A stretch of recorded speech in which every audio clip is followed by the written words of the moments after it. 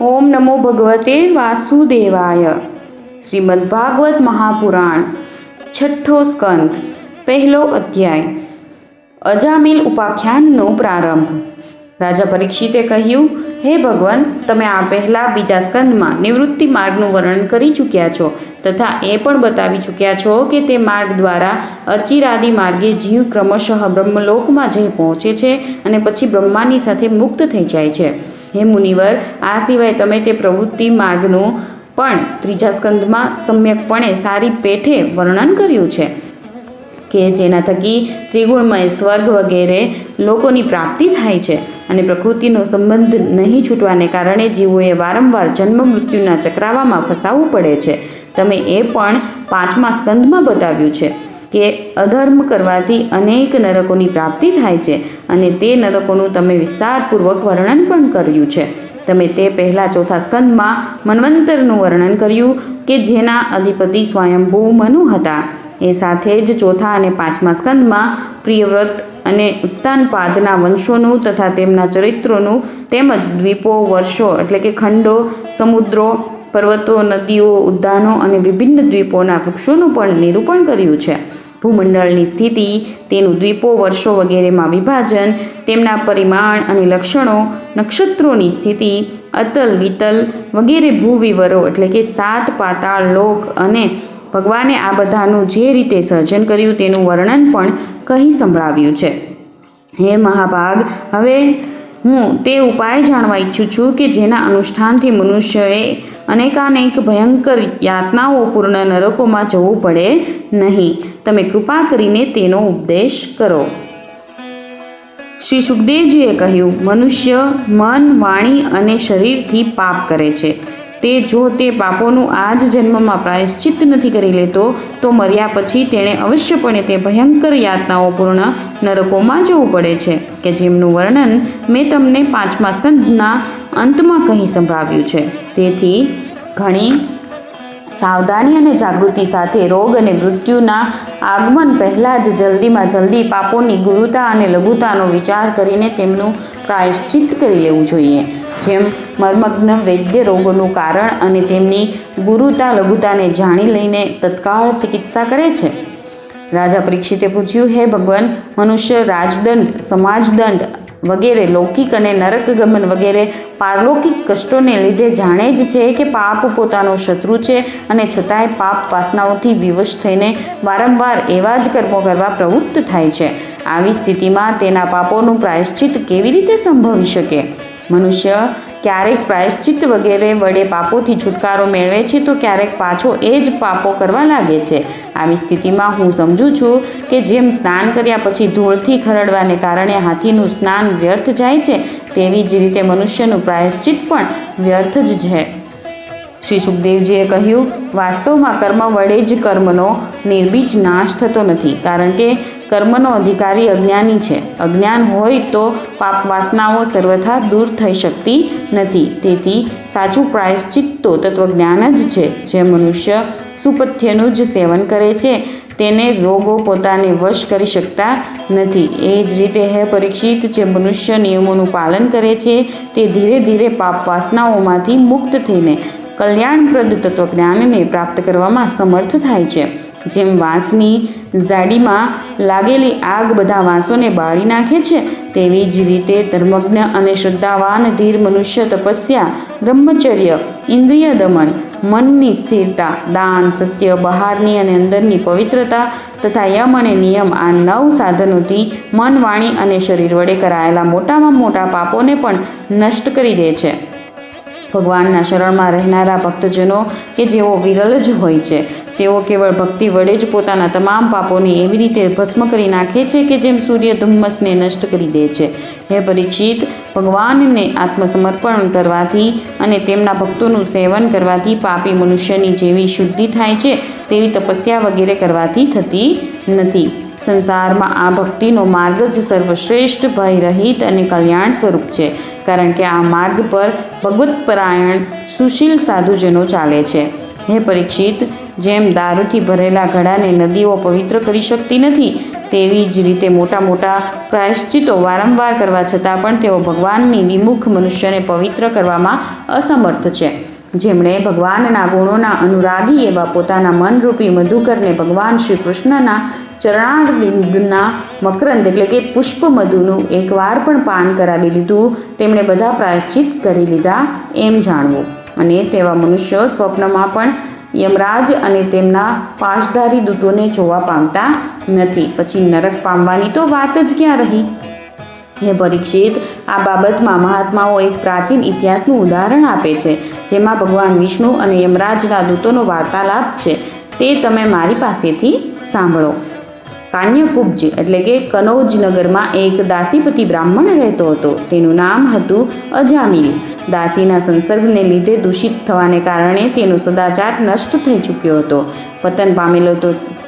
પતન પામેલો તે ક્યારેક વટે માર્ગુઓને બાંધીને લૂંટી લેતો હતો, ક્યારેક લોકોને જુગારમાં છળ કપટથી હરાવી દેતો હતો, કોઈનું ધન દગાકોરીથી લઈ લેતો હતો તો કોઈનું ધન ચોરી લેતો હતો. આ પ્રમાણે અત્યંત નિંદનીય વૃત્તિનો આશ્રય લઈને તે પોતાના કુટુંબનું પાલન પોષણ કરતો હતો અને બીજા દેહધારીઓ જીવોને ઘણું સતાવતો હતો. હે પરીક્ષિત, આ જ રીતે તે ત્યાં રહીને દાસીના બાળકોનું લાલન પાલન કરતો રહ્યો અને એમ તેના આયુષ્યનો ઘણો મોટો ભાગ 88 વર્ષ વીતી ગયા. તે વૃદ્ધ અજામિલને 10 પુત્રો હતા. તેમાંના સૌથી નાનાનું નામ હતું નારાયણ. મા બાપ તેને ઘણો પ્રેમ કરતા હતા. વૃદ્ધ અજામિલે અત્યંત મોહને કારણે પોતાનું સંપૂર્ણ હૃદય પોતાના બાળક નારાયણને સોંપી દીધું હતું. તે પોતાના બાળકની કાલી ઘેલી બોલી સાંભળીને તથા તેની બાળ સહજ ક્રીડાઓ જોઈને અત્યંત આનંદિત થતો રહેતો હતો. અજામિલ બાળકના સ્નેહબંધનમાં બંધાઈ ગયો હતો. તે જ્યારે પોતે ખાતો ત્યારે તેને પણ ખવડાવતો, જ્યારે પોતે પાણી પીતો ત્યારે તેને પણ પીવડાવતો.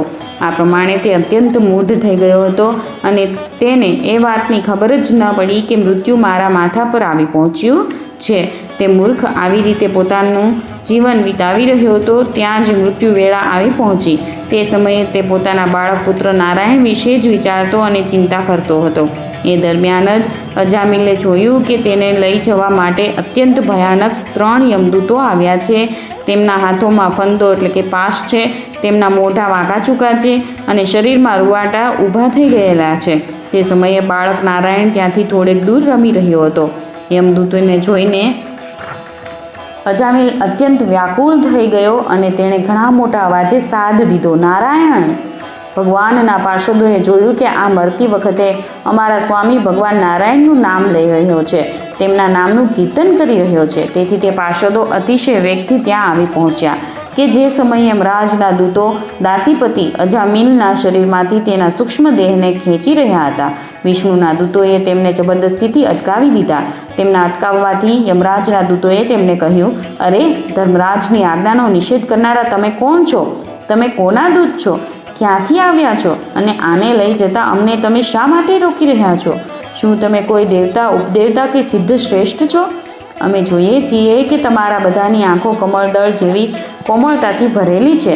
તમે પીળા રેશમી વસ્ત્રો પહેરેલા છે. તમારા મસ્તક પર મુગટ, કાનોમાં કુંડળ અને ગળામાં કમળના હાર લહેરાઈ રહ્યા છે. તમારા બધાની યુવાન અવસ્થા છે. સુંદર 4 ભુજાઓ છે. બધાના કરકમળોમાં ધનુષ્ય, તર્કસ, તલવાર, ગદા, શંખ, ચક્ર, કમળ વગેરે શોભી રહ્યા છે. તમારા અંગની કાંતિથી દિશાઓનો અંધકાર અને પ્રાકૃત પ્રકાશ પણ દૂર થઈ જઈ રહ્યો છે. અમે ધર્મરાજના સેવકો છીએ. તમે અમને શા માટે રોકી રહ્યા છો? શ્રી સુખદેવજી કહે છે, હે પરીક્ષિત, તે યમદૂતોએ જ્યારે આ પ્રમાણે કહ્યું ત્યારે ભગવાન નારાયણના આજ્ઞાંકિત પાર્ષદોએ હસીને મેઘ સમાન ગંભીર વાણીથી તેમને આ પ્રમાણે કહ્યું. ભગવાન વિષ્ણુના દૂતોએ કહ્યું, હે યમદૂતો, જો તમે સાચે સાચ ધર્મરાજાના આજ્ઞાંકિત સેવકો છો તો તમે અમને ધર્મનું લક્ષણ અને ધર્મનું તત્વ કહી સંભળાવો. દંડ કેવી રીતે આપવામાં આવે છે? દંડને પાત્ર કોણ છે? મનુષ્યોમાં શું બધા જ પાપાચારીઓ દંડને પાત્ર છે કે પછી તે પૈકીના અમુક જ છે? યમદૂતોએ કહ્યું, વેદોએ જે કર્મોનું વિધાન કર્યું છે તે કર્મો કરવામાં એ ધર્મ છે અને જેમનો નિષેધ કર્યો છે તે કર્મો કરવા એ અધર્મ છે. વેદો સ્વયં ભગવાનનું સ્વરૂપ છે. તેઓ તેમના સ્વાભાવિક શ્વાસોશ્વાસ છે અને સ્વયં પ્રકાશ જ્ઞાન છે એવું અમે સાંભળેલું છે. જગતના સત્વમય, રજોમય અને તમોમય બધા જ પદાર્થો, બધા જ પ્રાણીઓ પોતાના પરમ આશ્રયભૂત ભગવાનમાં જ સ્થિત રહે છે. વેદો જ તેમનું તેમના ગુણો, નામો, કર્મો, રૂપો વગેરે અનુસાર યથાયોગ્ય વિભાજન કરે છે. જીવ શરીર થકી કે મનોવૃત્તિઓ થકી જેટલા કર્મ કરે છે તેના સાક્ષી રહેતા હોય છે. સૂર્ય, અગ્નિ, આકાશ, વાયુ, ઇન્દ્રિયો, ચંદ્રમા, સંધ્યા, રાત, દિવસ, દિશાઓ, જળ, પૃથ્વી, કાળ અને ધર્મ, એમના દ્વારા અધર્મની જાણ થાય છે અને ત્યારે દંડની પાત્રતાનો નિર્ણય થાય છે. પાપ કર્મ કરનારા બધા જ મનુષ્ય પોતપોતાના કર્મો અનુસાર દંડને પાત્ર થાય છે. હે નિષ્પાપજનો, જે પ્રાણીઓ કર્મ કરે છે તેમનો ગુણો સાથે સંબંધ રહેતો જ હોય છે. તેથી બધા વડે થોડાક પાપ અને થોડાક પુણ્ય થાય જ છે અને દેહધારી હોવાથી કોઈ પણ મનુષ્ય કર્મ કર્યા વિના રહી શકતો નથી. આ લોકમાં જે મનુષ્ય જે પ્રકારનો જેટલો અધર્મ અથવા ધર્મ કરે છે તે પરલોકમાં તેનું તેવું જ અને તેટલું જ ફળ ભોગવે છે. હે દેવ શિરોમણીઓ, સત્વ, રજ અને તમ આ 3 ગુણોના ભેદને કારણે આ લોકમાં પણ 3 પ્રકારના મનુષ્યો જોવા મળે છે.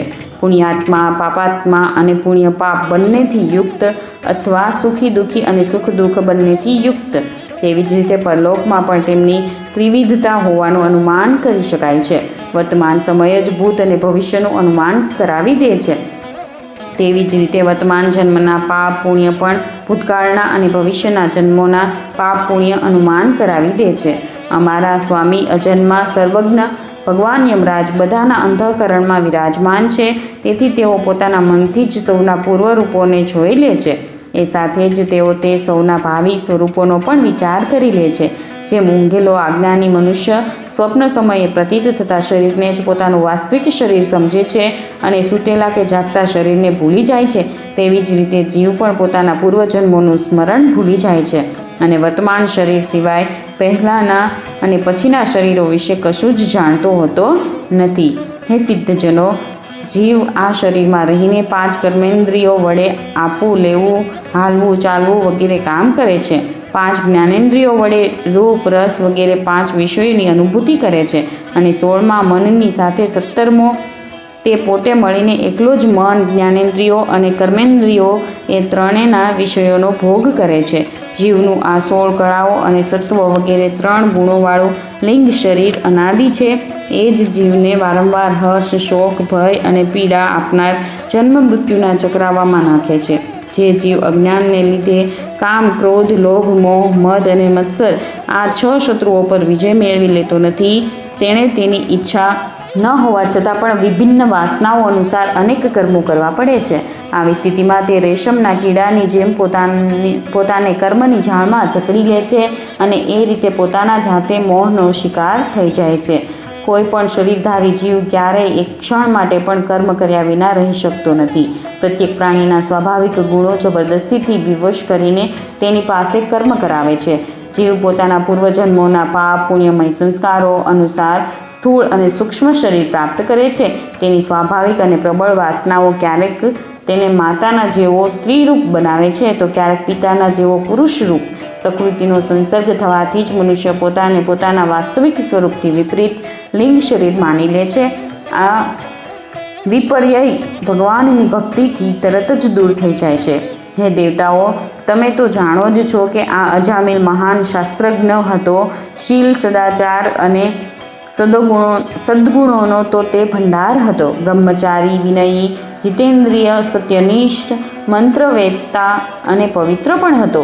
એણે ગુરુ, અગ્નિ, અતિથિ અને વૃદ્ધજનોની સેવા કરી હતી. અહંકાર તો એનામાં હતો જ નહીં.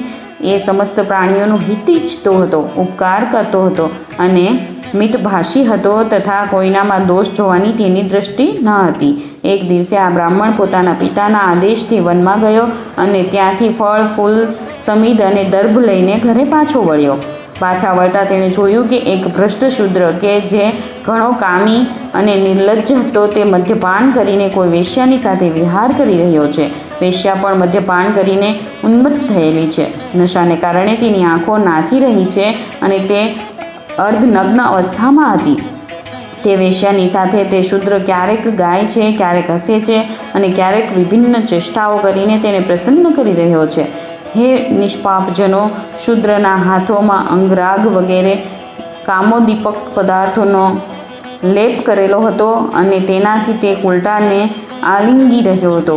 અજામિલ તેમને આવી હાલતમાં જોઈને એકદમ મોહિત અને કામવશ થઈ ગયો. જોકે અજામિલે પોતાના જ્ઞાન અને ધૈર્ય મુજબ કામવેગથી વિચલિત થયેલા પોતાના મનને સંયમમાં રાખવાના ઘણા પ્રયત્નો કર્યા છતાં, પૂરી શક્તિ લગાડી દેવા છતાં તે પોતાના મનનું સમાધાન કરવામાં અસમર્થ રહ્યો અને કામ પિશાચે તે વેશ્યાને નિમિત્ત બનાવીને અજામિલના મનને ગ્રસી લીધું.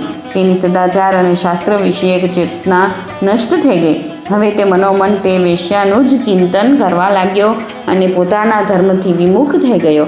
પછી તો જેનાથી તે ખુશ થતી તેવી સુંદર વસ્ત્રાભૂષણો વગેરે વસ્તુઓ લઈ આવતો, ત્યાં સુધી કે એણે પોતાના પિતાની સઘળી સંપત્તિ તેને આપી દઈને તેને રાજી રાખી.